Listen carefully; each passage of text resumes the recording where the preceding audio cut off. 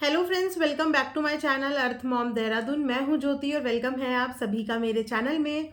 इससे पहले मैंने नीतू दीदी के टॉपिक को कवर करते हुए पहला एक वीडियो बनाया है, तो आप पहले वो वाला वीडियो ज़रूर देखना, क्योंकि उस वीडियो में मैंने सिर्फ एक ही टॉपिक के बारे में डिस्कस किया है, जो टॉपिक मुझे बहुत बहुत बहुत ज़्यादा बुरा लगा और मुझे इम्पॉर्टेंट भी लगा उस चीज़ पर डिस्कशन करना, क्योंकि बहुत लोगों ने उसको एक गलत एंगल से देखना शुरू कर दिया था और एक गलत इमेज कहीं ना कहीं सोशल मीडिया पे उनकी पोर्ट्रे हो सकती थी। इसीलिए मैंने सिर्फ एक टॉपिक डिस्कस किया था कल की लाइव का। लेकिन जैसे कि मैं हमेशा बोलती हूँ कि 100% कोई इंसान सही नहीं होता और 100% कोई इंसान गलत नहीं होता।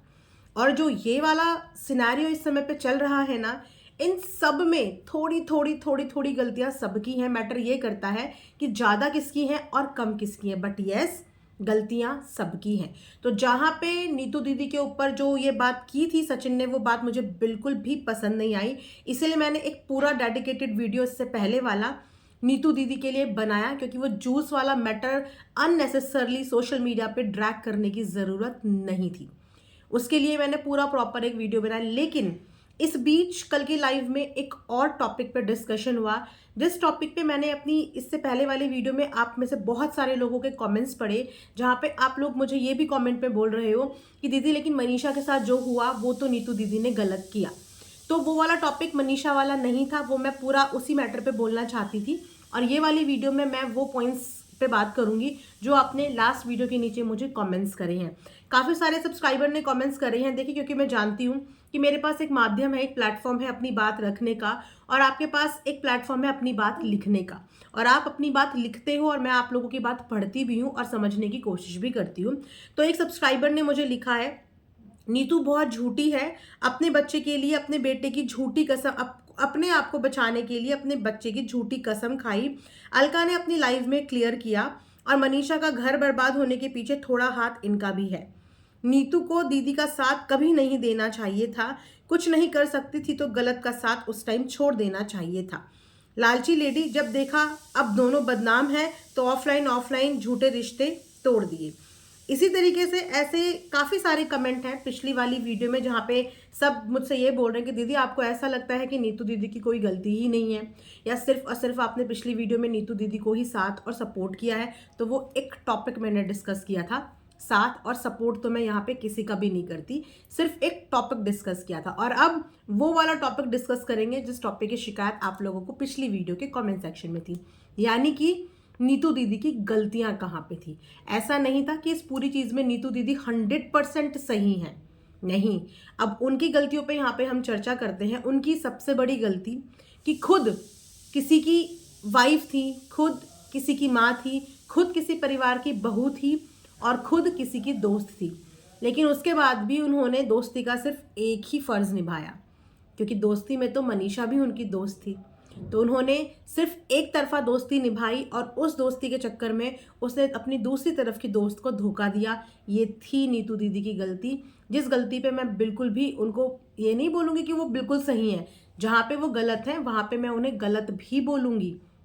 और अब भले ही वो इस बात का रीज़न दे कि मेरे को ब्लैकमेलिंग किया, मेरे साथ ये किया, मेरे साथ वो किया, मैं ये बोलती हूँ कि आप इतनी छोटी छोटी चीज़ों से ब्लैकमेल कैसे हो सकते हो, और आप किसी के भी हाथ की कठपुतली कैसे बन सकते हो। जो चीज़ें आज हो गई, अगर यही चीज़ें आप उस समय पे अपने पति के आगे कबूल कर लेते, कन्फेस कर लेते, तो आप गलत में पिछले 1.5 साल से सहयोगी नहीं होते।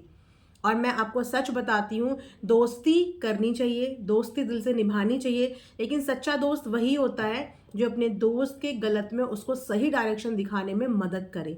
और अगर आपके कई बार समझाने के बाद भी, कई बार सही डायरेक्शन दिखाने के बाद भी आपका दोस्त आपकी बात ना समझ रहा हो, तो उसके गलत में उससे दूर हो जाए। उसके गलत में कभी भी उसको सपोर्ट ना करें, वो भी तब जब आप खुद एक घरेलू औरत हैं, जब खुद आपका एक हंसता बसता परिवार है। और वहाँ पे सोचिए, इसका मतलब ये सब दोस्त थे, लेकिन क्या मनीषा इनकी दोस्त नहीं थी? जिस वक्त पे वीडियो में मनीषा को डांट रही थी जगत दीदी, उस वक्त पे वीडियो में नीतू दीदी भी मौजूद थी, उस वक्त वीडियो में मिशु भी मौजूद थी। तब इन लोगों ने अपनी आवाज़ खड़ी करके क्यों नहीं बोला? तब इन लोगों ने उस मनीषा का साथ क्यों नहीं दिया? ये लोग सिर्फ एक तरफा दोस्ती निभा रहे थे। और शायद यही रीज़न है कि मनीषा इनमें से किसी को पसंद नहीं करती थी, क्योंकि इन लोगों ने मनीषा को अपना दोस्त कभी शायद माना ही नहीं। सब कुछ जानते बूझते भी जो नीतू दीदी ने साथ और सपोर्ट दिखाया, यस, वहाँ पे नीतू दीदी गलत थी। और शायद इसीलिए वो अपनी गलतियों की माफ़ी भी मांग रही थी और उन्होंने मनीषा से अपनी गलती की माफ़ी मांगी भी। कल लाइव में एक और टॉपिक पे काफ़ी ज़्यादा हू हल्ला मचने लगा था, वो ये था कि सचिन को जो है वो नीतू दीदी भी कॉल करती थी कि मनीषा के साथ अपनी रील डिलीट कर, मनीषा के साथ अपनी वीडियो डिलीट कर। दैट मीन्स कि ये सारी की सारी बातें जो अभी सोशल मीडिया पे आई हैं, वो सारी बातों की राजदार इक्वली नीतू दीदी भी थी। उनको भी उनके सारे के सारे राज पता थे। और जब जगत दीदी को अपना कोई मैसेज कन्वे करना होता था तो कहीं ना कहीं नीतू दीदी मैसेंजर का काम उनके बीच में कर रही थी। और वो लाइन सुनने में बहुत ऑकवर्ड लगी कि आप फ़ोन करके बोल रहे हो कि वो रील डिलीट कर दो, और उसका आपने क्या सिली सा एक रीज़न दिया कि मुझसे बुलवाया जाता था। आपसे बुलवाया जाता था और आपने वो कर दिया। इतनी ज़्यादा अथॉरिटी, कल को वो अपने मुताबिक आपसे कोई भी गलत काम करवा देती तो क्या आप वो गलत काम करते, या फिर क्या आपने किया है? दोस्ती में आप भी इतने अंधे हो गए थे कि आपने इस रिलेशनशिप को कहीं ना कहीं 1% 2% तो बढ़ावा दिया। अगर उसी समय आपके अंदर की औरत जाग जाती, एक बीवी जाग जाती, तो आप उस रिश्ते का बहिष्कार करते, उस रिश्ते के अगेंस्ट खड़े हो जाते और सीधा मनीषा को बोलते कि मनीषा ऐसा ऐसा ऐसा ऐसा चल रहा है, अपनी घर गृहस्थी संभाल लो। क्या आपने मनीषा को ये बात बोली? नहीं, आपने मनीषा को ये बात नहीं बताई। आपने मनीषा को ये बात नहीं बताई। दूसरी गलती कि मनीषा तो फंस ही गई थी इस रिश्ते में, मनीषा तो धोखे में थी ही। और दूसरी गलती कि जब सुमित एक धोखे वाले रिश्ते में बंध रहा था तो इनकी एक ऑडियो भी वायरल हुई है जहां पे ये भी इस चीज़ से अग्री थी कि सुमित के साथ जगत दीदी की शादी हो जाए, और वो शादी झूठ की बुनियाद पे हो जाए, धोखे से वो शादी हो जाए, तो मतलब दूसरे बंदे को भी धोखा। जबकि उस बंदे के साथ भी आप टॉकिंग टर्म्स में कहीं ना कहीं थी, वो बंदा भी आपको दीदी ही बोलता था, लेकिन आपने ना तो इस रिश्ते के बारे में कभी मनीषा को बताया कि मनीषा अलर्ट हो जाओ, मनीषा अपना घर संभाल लो, ना ही आपने उस लड़के को सुमित को एक बार भी हिंट दी। इनफैक्ट इस धोखाधड़ी वाली शादी में आपने भी कहीं ना कहीं पुश किया। ये मैं इन्हीं की रिकॉर्डिंग बता रही हूँ, जो इनकी रिकॉर्डिंग आई है सोशल मीडिया पे, आप लोगों ने भी देखी होगी, जहाँ पे ये भी इस चीज़ के लिए पुश कर रही हैं कि शादी कर ले, शादी कर ले, मतलब कर ले, झूठ से कर, धोखा दे के कर, जैसे भी कर, पर शादी कर ले। मैं यहाँ पे किसी की लैंग्वेज को जज नहीं करूँगी कि नीतू दीदी अब्यूजिव हैं या वो अब्यूज़ करती हैं। देखिए, सबका अपना अपना नेचर है। अगर अब्यूजिंग लड़कों के लिए जस्टिफाई है तो ऐसा कोई कैटेगराइज नहीं कर सकते हम चीज़ों को कि औरतें गालियाँ नहीं दे सकती और सिर्फ इस चीज़ का कॉपीराइट लड़कों के पास ही है। सबका बोलने का अपना अपना ढंग होता है, तो उस चीज़ पे मैं नहीं जाऊँगी, वो इंसान का एक अपना निजी पर्सनल रीज़न है। लेकिन जो नीतू दीदी की गलतियाँ थी वो उनकी सिर्फ इन पॉइंट्स में गलती थी कि कहीं ना कहीं जाने अनजाने या किसी भी रीज़न की वजह से आपने भी मनीषा को धोखा दिया है, आपने भी उसको थोड़ा सा धोखा दिया है, आपने वही थोड़ा सा धोखा सुमित को भी दिया है। और अगर ये ब्लंडर ना होता तो इस वक्त पे सोचिए कि कितने परिवार खराब हो जाते। मनीषा का घर मायका खराब है, ससुराल की हालत खराब है, वहाँ से सुमित की होती, सुमित की खुद की फैमिली की होती, कितने सारे परिवार बलि का बकरा बन जाते। तो ये मेरी उन तमाम दोस्तों से रिक्वेस्ट है कि मैं समझती हूँ कि दोस्ती में आप सुख दुख के साथी होते हो, आपको कभी कभी अपने दोस्त के गलत में भी उसको साथ देना पड़ता है, लेकिन अपने दोस्त को उसके गलत में साथ देने की बजाय उसको सही डायरेक्शन में लाना आपकी जिम्मेदारी होती है। उसको रोकना, उसको टोकना आपकी जिम्मेदारी होती है।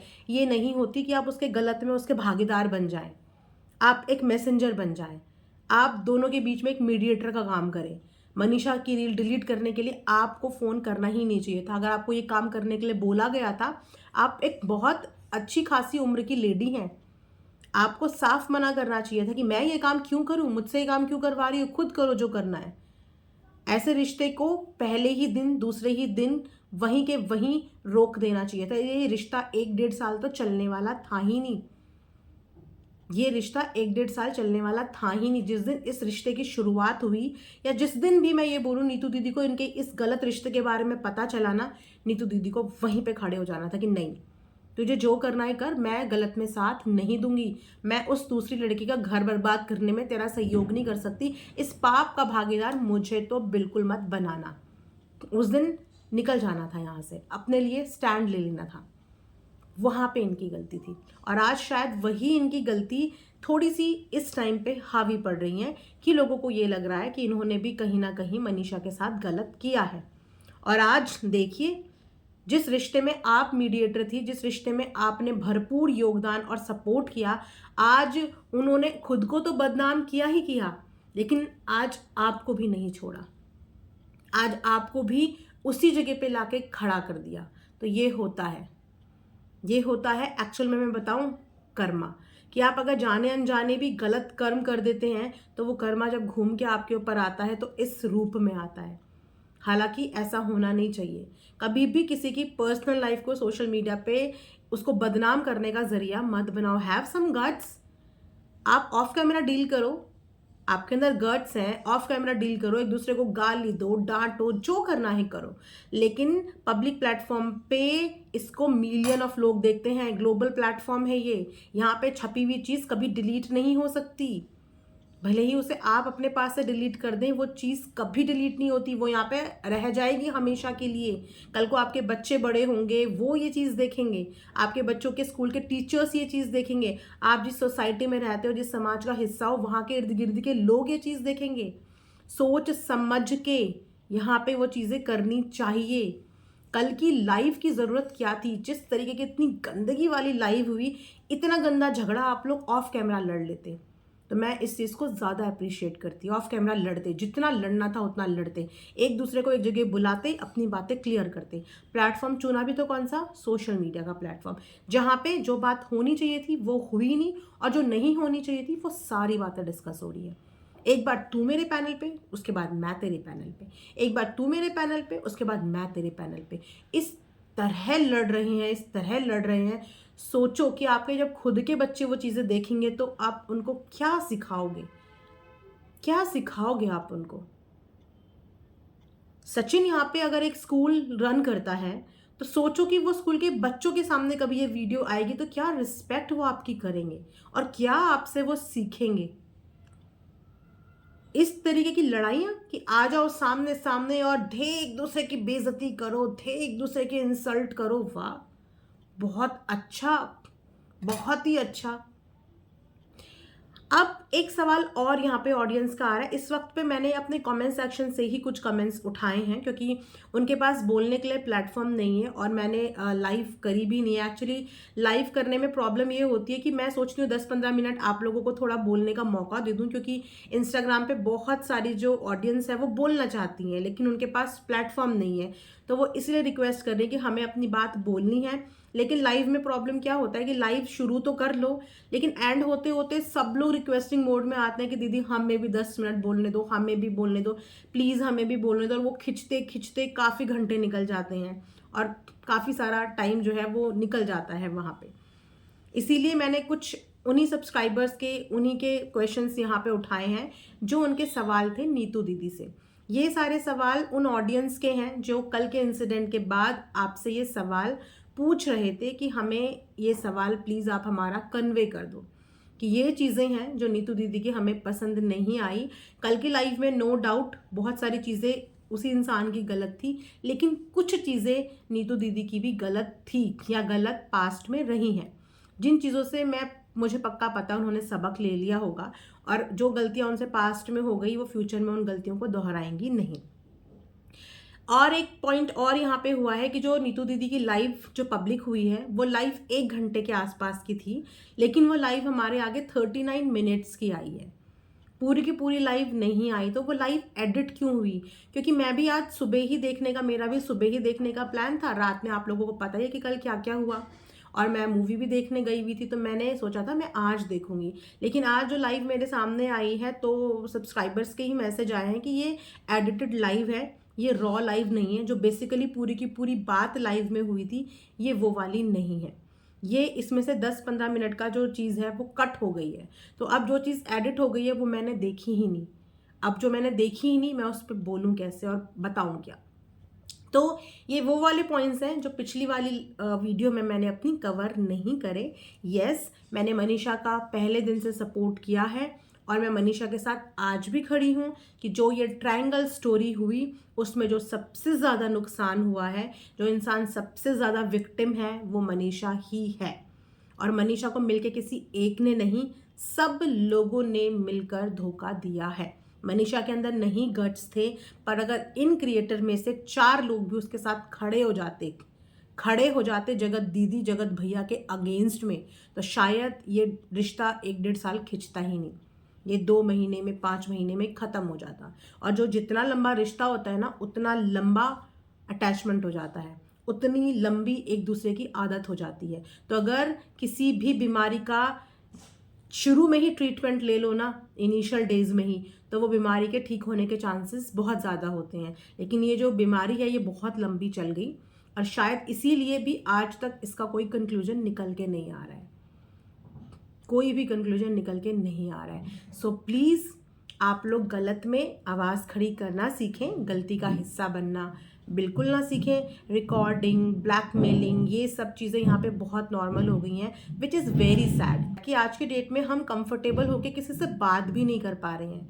कोई हमारा दोस्त भी है तो हम उसको भी डाउट की नज़रों से देखते हैं कि अगर इसने कॉल किया है तो कहीं ये हमारा रिकॉर्ड तो नहीं कर रहा है। हमें नहीं पता कि हमारी कौन सी आवाज़, कौन सा सेकंड, कौन सा मिनट कट करके कहाँ पे डाल दे। ये टाइम हो गया है आज की डेट में, क्योंकि इन लोगों ने ऐसे ऐसे एग्जाम्पल यहाँ पे सेट कर दिए हैं। हर बात की रिकॉर्डिंग, भैया रिकॉर्डिंग तो अब खुद हमारे लॉ ने इलीगल कर दी है। तो आप लोग किस हक से रिकॉर्डिंग कर रहे हो और क्यों कर रहे हो? ज़रूरत क्या है रिकॉर्डिंग की? कोर्ट कचहरी का केस थोड़ी लड़ना है, और ना ही यूट्यूब में किसी को जस्टिस मिलता है, ना ही यूट्यूब में कभी किसी को जस्टिस मिला है। यूट्यूब में कोई भी चीज़ परमानेंट नहीं है, ना कोई हेट ना कोई सपोर्ट। यहाँ तो समय भी बदलता है, समय के साथ साथ ऑडियंस की सोच भी बदलती है, क्योंकि ये सारी सोच डिपेंड करती है आपकी दिखाई हुई वीडियोस के हिसाब से। आप ऐसा कोई वीडियो नहीं डालो एक दिन, देखिए एक दिन पूरी शांति हो जाएगी। दूसरे दिन कोई वीडियो डालोगे तो उस वीडियो के इतने पोस्टमार्टम हो जाएंगे, क्योंकि हर किसी का अपना अलग अलग वर्जन होता है। तो मैंने सोचा चलिए इस टॉपिक पे भी मैं डिस्कशन कर लेती हूँ। जिन लोगों को ये लगा था कि पिछली वीडियो में डिस्कस नहीं हुआ और जिनके ये पॉइंट्स थे, आप लोगों के पॉइंट्स मैंने इस वीडियो में कवर कर लिए हैं। आई होप कि आप लोगों को अब थोड़ा सा सेटिस्फैक्शन मिल गया होगा।